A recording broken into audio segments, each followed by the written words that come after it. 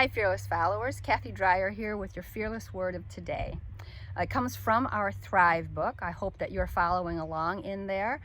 Today is the story from John 8, verses 3 through 11. I'm going to start relaying it from verse 1. It's so interesting. It says that Jesus wakes up early in the morning and goes to the temple to teach. Now, while he's teaching, some scribes and Pharisees come in with a woman, and they are righteous indignation 100%, saying they've got her. She is guilty of committing adultery. And it clearly says, Moses, they say, clearly says that finding a woman, catching a woman committing adultery requires stoning. And they say, so Jesus, what do you say? Now, the whole thing is to trap Jesus.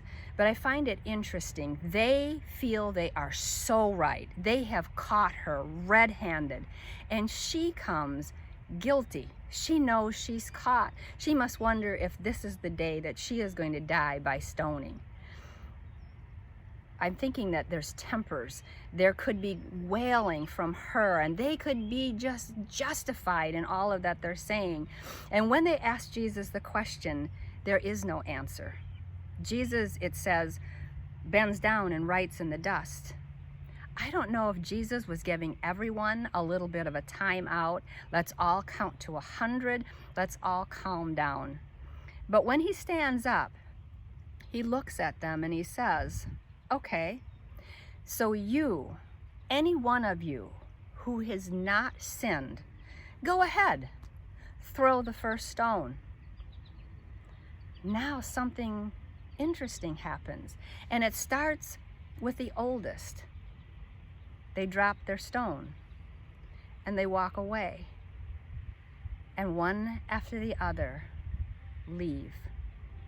I don't know if the eldest saying that in themselves, admitting that they have sinned in a long life, they have committed a sin. They aren't innocent to throw the first stone, and if that made everyone else follow along. But Jesus bends down again, and he stands up and looks at the woman and says, where are your accusers? Jesus could have thrown the first stone.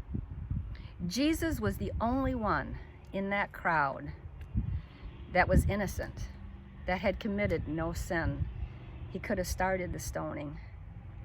And yet, Jesus says to the woman, they're not here to condemn you, neither do I. Go and sin no more. Jesus' law was one of love.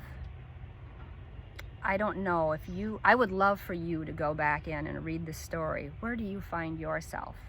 Have you caught someone red-handed? You know that you have right on your side? Or have you been caught?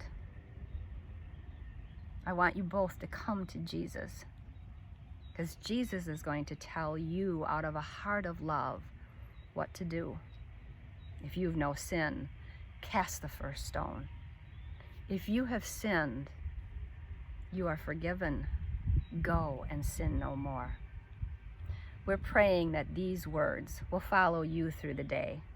Thank you for joining us, and look again in your Thrive booklet for this lesson, and join us on Sunday.